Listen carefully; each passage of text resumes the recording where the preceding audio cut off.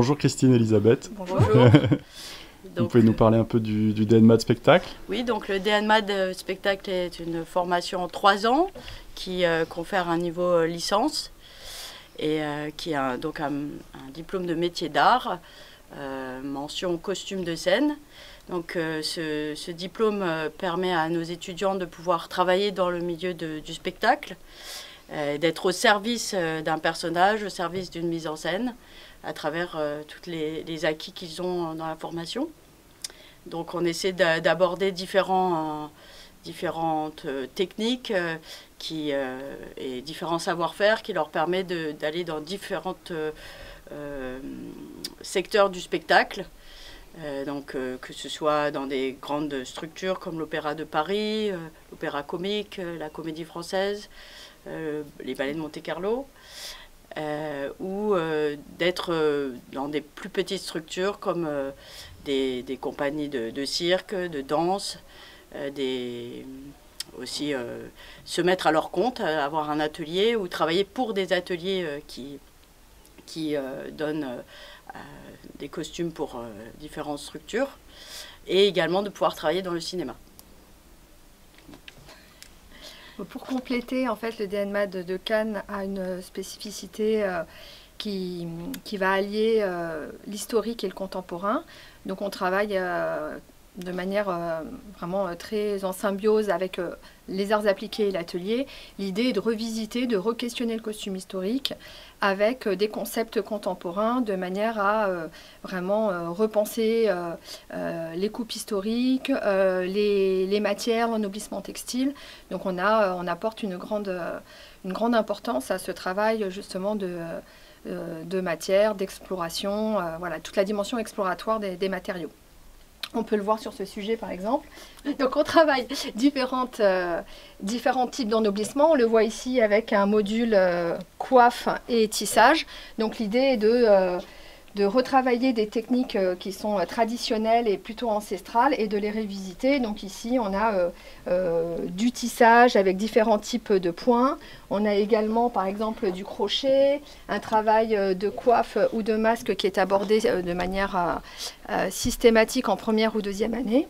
Et ici revisité avec un travail de bijoux de manière à apporter une dimension un peu folklorique à l'ensemble.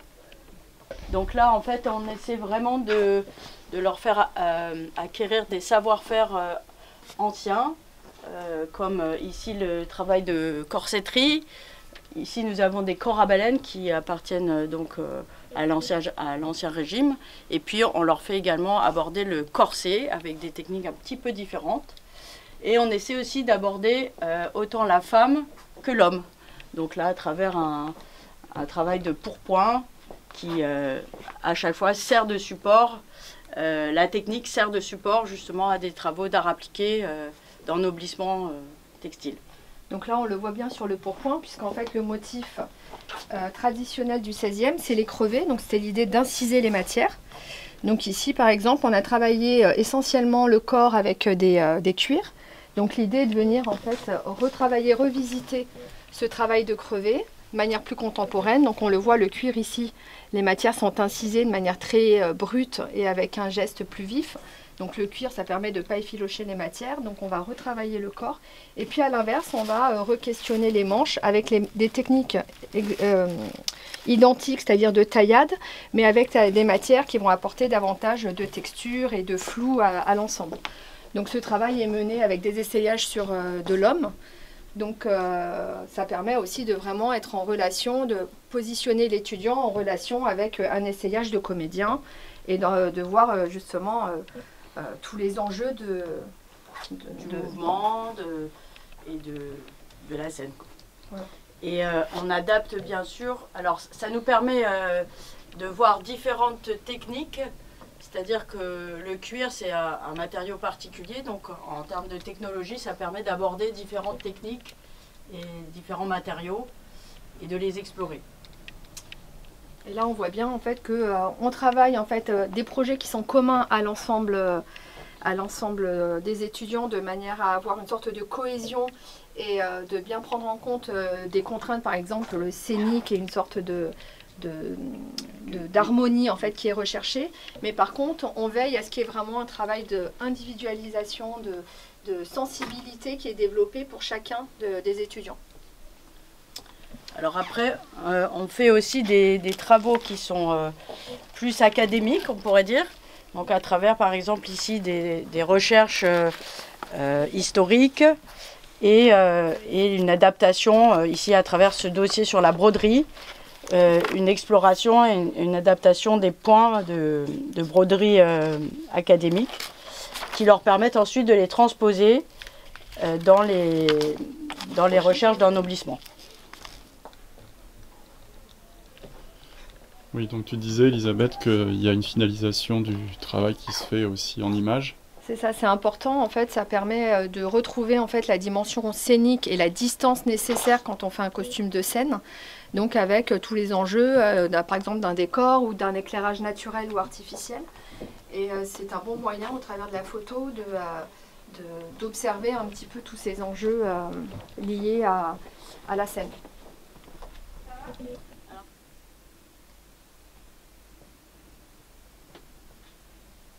Un projet de première année donc, qui a été réalisé en 3 mois, donc, autour de Robe Premier Empire, et sur lequel on a retravaillé un ennoblissement qui questionne en fait, les colonnes antiques. Donc l'idée était que en fait, la robe Premier Empire suggère en fait, les colonnes. Donc on a la jupe longue qui suggère plutôt le fût, et puis le chapiteau et tout son ennoblissement corinthien, dorique ou ionique, qui est ici revisité à travers de la dentelle, de la passementerie, des guipures et puis un travail de perlage pour retrouver un peu toute cette préciosité. Donc les premières étapes de réflexion se font toujours avec un travail de recherche historique et de croquis pour en fait retravailler des propositions de maquettes sur lesquelles en fait, on va pouvoir s'appuyer pour ensuite sélectionner le modèle qu'on va réaliser en atelier. Donc on fait des recherches textiles et ensuite Sophie retravaille à la bonne échelle le costume. Voilà, donc chaque robe a été faite aux mesures de l'étudiante. Elles sont parties d'un tracé pour avoir bien la forme à leur mesure. Donc du coup on fait un premier essayage en toile. Ensuite on coupe dans les vraies matières. Il y a eu tout le travail d'ennoblissement du coup qui a été fait à plat en art appliqué et en atelier. Et ensuite, toute la fin de la robe est coulissée pour avoir une belle propreté à l'intérieur et avoir des finitions parfaites pour être portée.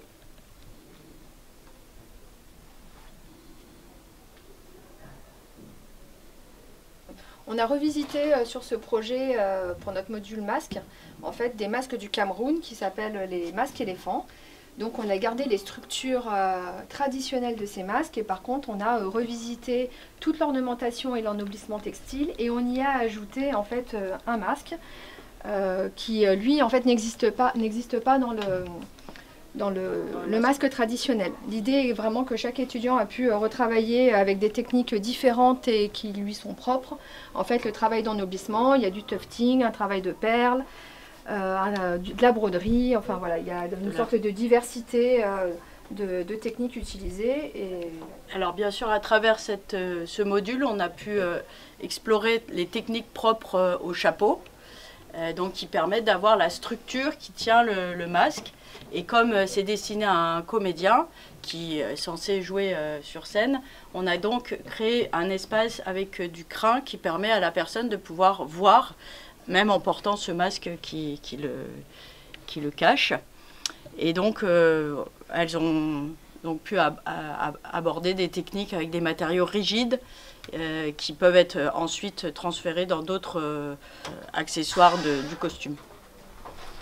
Dans ce projet, on a aussi utilisé une machine à commande numérique, donc découpe et gravure laser, ce qui nous permet en fait de venir travailler vraiment sur une précision en termes de dessin et de découpe, de réalisation, ensuite que ce soit sur la découpe des matériaux, bois ou cuir, et ensuite les assemblages avec la gravure, le bas-relief. Voilà, donc On a vraiment dans ce travail un mélange du travail fait main et du travail machine.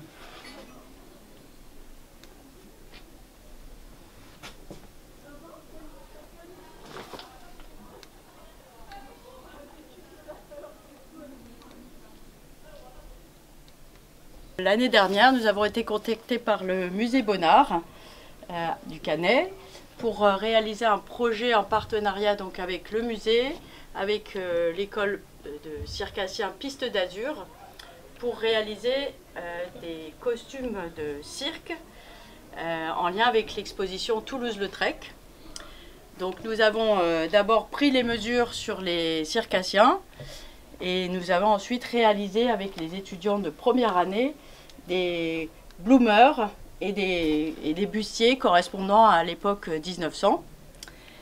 Et ils sont venus en lien avec les tableaux ennoblir donc ces tenues avec, comme vous voyez ici, des effets de texture pour donner la patte du peintre.